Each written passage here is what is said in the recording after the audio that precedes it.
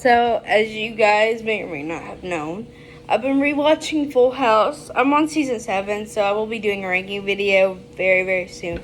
But I wanted to do like something a little bit different. I haven't done this like in a while, and this is dark theories of Full House, like dark fan theories of Full House. But before we get into the article, I do remember like there was a theory going around for quite a while that Michelle actually died in Full House after her falling off her horse and her head trauma. So if that's on here, I'll read like what it says and everything.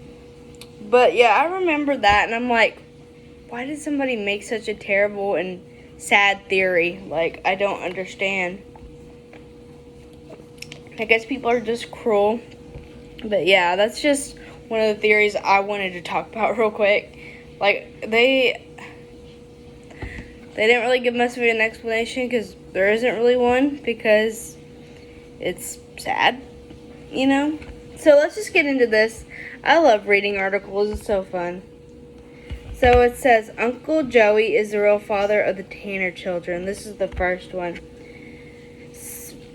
Go away. Notification. The whole idea behind Full House is that the recent widow Danny needs help raising his 3 girls. It was awfully kind of his BFF Joey to move in and lend a hand. Despite the fact that he's not related to the Tanners, why is he so invested? According to one Reddit fan theory by off Circodo Don, I don't know, I'm sorry if I'm pronouncing that wrong, it's because Uncle Jesse is their girl's real dad. The evidence is pretty alluring. All the Tanner girls have blonde hair, a recessive trait, but Danny has brown hair. What are the odds all their girls would be blonde if Danny was their actual father? You know who is blonde? Uncle Joey. But so is their mother. Their mother was blonde, so they probably got their mother's hair, so that could easily be debunked. Their mother had blonde hair, like you could see it in the videos of her. So I don't know if I believe that theory or not. It's a good theory, don't get me wrong, but I just don't believe it. The Tanners are stuck in purgatory. There's always going to be one of these theories. What if Pamela Tanner wasn't the one who died in that fateful car crash that caused the Tanner kids to grow up without a mom? What if Pamela Tanner was the only person who actually survived and her entire family is now sitting in a purgatorial San Francisco-style home? One fan theory by Redditor Dan, I'm sorry, I'm butchering these names, claims that the Tanners are actually in purgatory and that Michelle is secretly a demon entity who brought them together and kept them stuck them in between. According to the theory, Michelle is always the one who brings people back to the house and prevents them from moving on to paradise.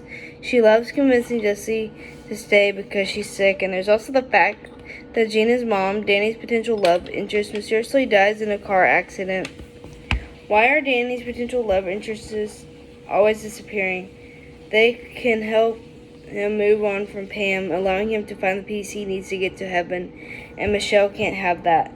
The evidence is stunning, and it's true that no one ever manages to permanently leave the home, except Michelle, who isn't present in the Netflix reboot. DJ doesn't go to college, and Jesse never moves out. The Tanners just haunt the house forever. That's a really dark, I can't talk. A really dark theory. I personally don't believe it, but let me know down below if y'all believe it. That was a really good theory, though. Oh, that's so crazy.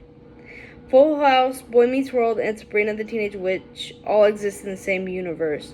That is actually quite possible, I think.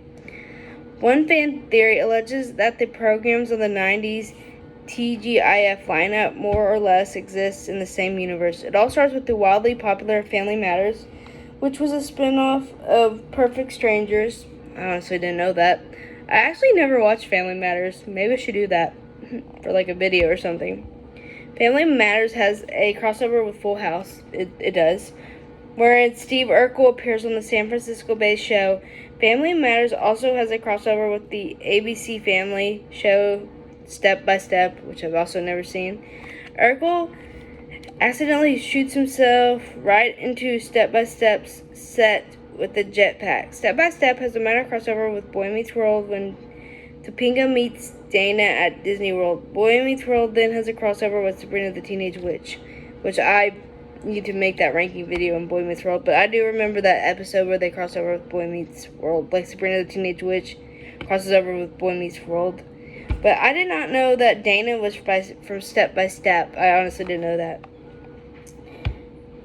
If you make your way back through all these crossovers, Full House exists in the same universe as Sabrina, which means magic is totally possible and nothing makes sense anymore. I actually do believe this theory. It's not really dark, but I do believe this theory. Like, that is actually a really good theory. I like it. This is the one that I most likely believe because, yeah, I do remember the Boy Meets World crossover with Sabrina the Teenage Witch. And I do remember Urkel being on Full House. So, yeah, I kind of believe that one.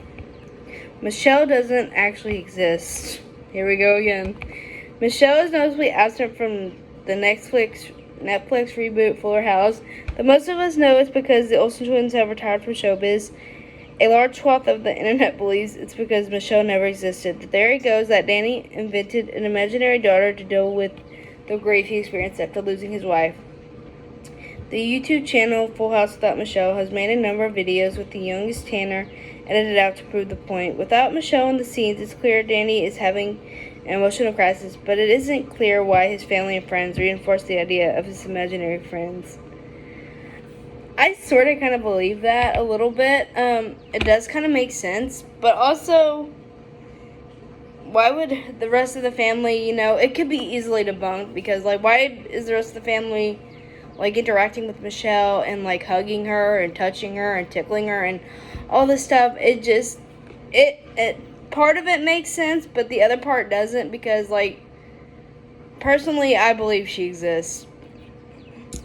So, but then again, like, you can look at it and be like, well, maybe she could be a ghost instead of just an imaginary friend. So who knows? Who really knows? Okay, Danny and Jesse are lovers. I actually ship them so hard, like, I really do, honestly. So it's not that far-fetched. This conspiracy theory starts way before the show aired in its first episode. It alleges that Danny and Jesse are lovers and that Danny married Jesse's sister to cover it up. The reasoning behind hiding their love was that it might hurt Danny's broadcasting career. The 90s were not very progressive in retrospect. It was better for his image to be a father and husband, an all-American piece of straight white bread. The theory alleges that Pam was in on the ruse. She actually had a relationship with Joey, who fathered the 3 Tanner girls. It's pretty suspicious that Joey and the Tanner girls are all blonde, while Danny is a dark brunette. This is also why Joey never has a steady girlfriend. He already found the love of his life. Danny later convinces his co-star to pretend to date Jesse as his music career takes off. Well, one part of me wants to believe this theory is true. I personally don't think it is because Danny was really hurting when Pam died, and again, you can debunk the theory of the children not being Danny's because their mom had blonde hair. The mom had blonde hair, so I just don't believe that entire theory. Like, I ship Jesse and Danny so hard, but I just don't believe this theory. Unless, like, the producers or something come out and say, like, oh yeah, these theories are absolutely true. You got to take everyone with a grain of salt. Just saying. Jesse's original name was just a stage name. You can't deny that Jesse Cochran is a catchier name than Jesse Kasopoulos. I actually like Kasopoulos better, if I'm being honest. One theory alleges that the name change was a calculated business move. Jesse goes by both names because of one of them is his stage name. In the first season, Danny mentions Jesse's band, Jesse Cochran and the Rippers. It's later referred to as Jesse and the Rippers, so many fans may have missed it. The theory alleges that Jesse changed his name because he didn't think his real name was marketable enough. This is actually a common practice in the music industry. Beatles drummer Ringo Starr's real name is actually Richard Starkey. Sometimes the stage name just works better. While this could be true, I know what John Stamos has said. He wanted to incorporate his Greek name into the show. So that's actually why it changed, but that's a pretty good theory. I actually believe that. I actually believe that theory a little bit because it does make sense. But also, like John Stamos said, he changed Jesse's last name because he wanted his Greek heritage in the show as well. So you never know. This one could actually be like the most realistic one out of all these others so far. Fuller House is the Truman Show version of Full House. Fuller House Netflix Full House spinoff reboot gets pretty meta. While sitcoms tend to break the fourth wall or poke fun of Sorry guys, I can't talk. So, let me just start over. Fuller House Netflix Full House spinoff / reboot gets pretty meta. While sitcoms tend to break the fourth wall or poke fun at the tropes they use, few do so with such ferocity. According to a fan theory, this is because Fuller House is basically the Truman Show. The evidence starts with Jesse, who's played by John Stamos. Uncle Jesse mentions his work on General Hospital. In real life, Stamos was a serious regular. The gang also references the Olsen twins' booming fashion empire, which doesn't exist in the Full House world, but definitely does in real life. A few minutes later, Uncle Jesse remarks that all of them still look good. Why would he be poking fun at the original series if he was actually Uncle Jesse and not just an actor hired to play Uncle Jesse decades after his original performance? That's all from the first episode. That could make sense. I personally have never seen The Truman Show, so I don't know. I can't really comment on this one. Let me guys know. Have y'all seen The Truman Show? Do you think this theory has some basis or not? Please let me know down below. I don't really know because I've never seen that. The inconsistencies in Full House are because of time travel. There are plenty of inconsistency in Full House. Jesse's last name changes, and he's said to have both finished high school and dropped out. Additionally, cousin Steve is definitely not DJ's cousin since her father has a single childless sister. One fan theory from Redditor You Made Her Hug suggests that these inconsistencies occur because time travelers have messed with the fabric of the universe to inadvertently create changes in the Full House timeline. The theory checks out in a couple of ways. Steve Urkel makes an appearance on Full House, which means Family Matters exists in the same universe. I agree with that part. Along with Urkel comes a litany of his ridiculous sci-fi inventions, including the time machine he invents in the season 8 episode Father Time. The theory also suggests that Joey's identical cousin, Stravos, is either a future time-traveling version of Jesse or a parallel Jesse from an alternate timeline. They put Joey, it's actually Jesse.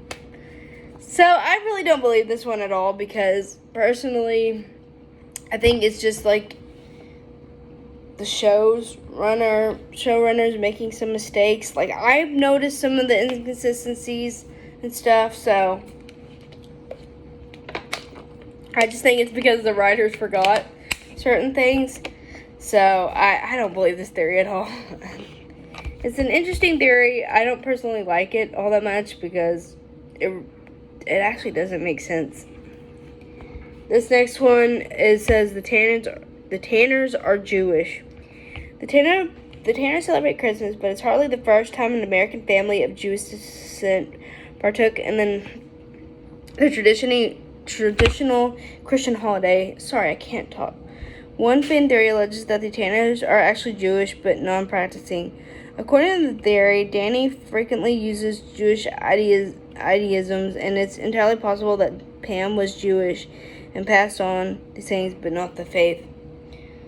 I don't know. I'm not going to comment on that because I have no idea.